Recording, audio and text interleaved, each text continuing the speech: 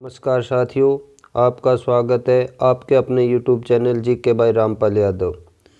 आज के इस वीडियो में हम मानव उत्सर्जन तंत्र के बारे में पढ़ेंगे और जो मानव उत्सर्जन तंत्र है उससे साथियों जो भी एग्ज़ाम होते हैं उनमें प्रश्न आते रहते हैं। तो देखिए साथियों, सबसे पहले उत्सर्जन तंत्र क्या होता है। साथियों, उत्सर्जन तंत्र क्या है? जो शरीर से अपशिष्ट पदार्थों को बाहर निकालने की जो प्रक्रिया है उसको हम उत्सर्जन कहते हैं। उत्सर्जन किसे कहते हैं? शरीर से अपशिष्ट पदार्थों को बाहर निकालने की प्रक्रिया। साथियों, जो मानव उत्सर्जन तंत्र है उसकी जो संरचनात्मक और क्रियात्मक इकाई होती है वो वृक्काणु नेफ्रॉन होते हैं। क्या होती है मानव उत्सर्जन तंत्र की संरचनात्मक और क्रियात्मक इकाई? वृक्काणु नेफ्रॉन होते हैं। उत्सर्जन तंत्र के भाग। साथ ही जो मानव उत्सर्जन तंत्र है वो मुख्य रूप से वृक्क, गुर्दे, मूत्रवाहिनी नलिका, मूत्राशय और मूत्रमार्ग इनसे मिलकर बना हुआ है। जो मानव उत्सर्जन तंत्र है उसमें क्या होता है? वृक्क होते, गुर्दे कितने होते हैं? 2, एक जोड़ा। गहरा लाल रंग होता है इनका, सेम के बीज जैसी संरचना होती है इनकी और 10 से 13 सेंटीमीटर लंबी और 2.5 से 4 सेंटीमीटर चौड़ी और एक गुर्दे का वजन लगभग 150 ग्राम होता है। जो दायां गुर्दा है वो बाएं गुर्दे से थोड़ा नीचे होता है। इसके बाद है मूत्रवाहिनी नलिका। मूत्रवाहिनी नलिका भी क्या होती है? एक जोड़ी होती है।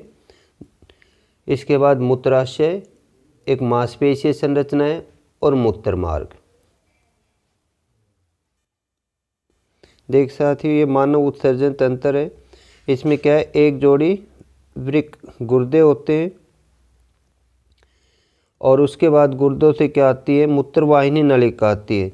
जब गुर्दों में जो रक्त क्या होता है? फिल्टर होता है, तो उससे क्या बनता है? मूत्र बनता है और वो मूत्रवाहिनी नलिका उस मूत्र को कहाँ लेके आती है? मूत्राशय में। जो मूत्राशय एक मांसपेशीय संरचना है और जो मूत्र आता है वो इसमें भंडारित हो जाता है। मूत्राशय किसमें खुलता है साथियों? मूत्र मार्ग में।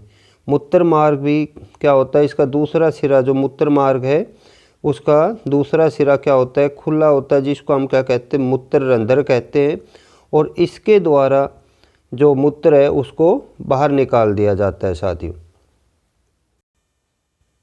इसके बाद आते हैं साथियों मूत्र। मूत्र क्या होता है? जो मूत्र है वो एक पारदर्शी हल्का पीला रंग का पदार्थ होता है। पीला रंग किसके कारण होता है? यूरोक्रोम के कारण। क्या होता है? इसका पीला रंग जो होता है वो किसके कारण होता है? यूरोक्रोम के कारण। और इसकी प्रकृति क्या होती है? हल्का अम्लीय प्रकृति का होता है जो मूत्र होता है वो। जो मूत्र है उसका पीएच मान 5 से 7.8 के बीच होता है, लगभग 6.8। 5 से 7.8 के बीच मूत्र का पीएच, या हम क्या कह सकते हैं? लगभग कितना? 6.8। जो एक वयस्क व्यक्ति है एक दिन में यानी 24 घंटे में लगभग 1 से 1.8 लीटर मूत्र उत्सर्जित करता है। एक वयस्क व्यक्ति कितना दिन में? 1 से 1.8 लीटर मूत्र उत्सर्जित करता है। इसके बाद साथियों जो अपशिष्ट हम उत्सर्जित करते हैं उनके आधार पर इनको बांटा गया है। एमोनोटैलिक। एमोनोटैलिक कौन से होते हैं? जो किसका उत्सर्जन करते हैं?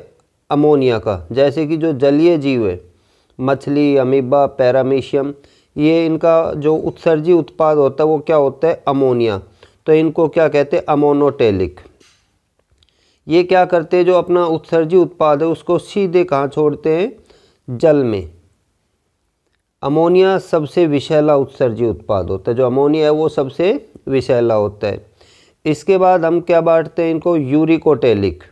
दूसरा क्या है? यूरिकोटैलिक। जो किसका उत्सर्जन करते हैं साथियों? यूरिक अम्ल का। यूरिकोटैलिक किनको कहते हैं? जो जीव यूरिक अम्ल का उत्सर्जन करते हैं। कहने का अर्थ है जिनका अपशिष्ट पदार्थ क्या होता है? यूरिक अम्ल होता है, वो यूरिकोटैलिक है।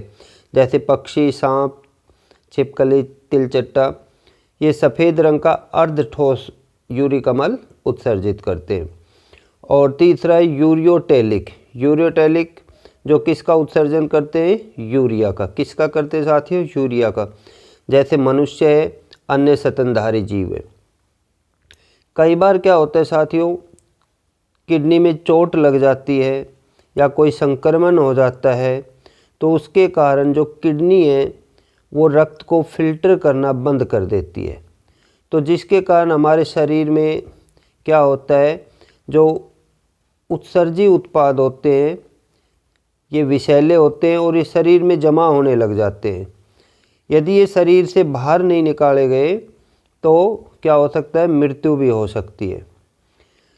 तो जब किडनी फेल हो जाती है किसी चोट या संक्रमण के कारण, या किडनी काम करना बंद कर देती है, उसकी क्रियाशीलता कम हो जाती है किडनी की, तो क्या करते हैं साथियों? कृत्रिम किडनी से रक्त को फिल्टर किया जाता है और उत्सर्जी उत्पाद को रक्त से अलग कर दिया जाता है। इस प्रक्रिया को हम क्या कहते हैं? डायलिसिस। क्या कहते हैं? डायलिसिस, अपोहन। इसके बाद है साथियों मूत्र की बनावट। जो मूत्र है उसमें 95% जल होता है, 2.5% यूरिया होता है और 2.5% अन्य अपशिष्ट पदार्थ होते हैं साथियों। आज के वीडियो में इतना ही साथियों। यदि आपको हमारा वीडियो अच्छा लगा है तो हमारे वीडियो को लाइक कीजिए, ज़्यादा से ज़्यादा शेयर कीजिए और हमारे चैनल को सब्सक्राइब कीजिए। धन्यवाद साथियों।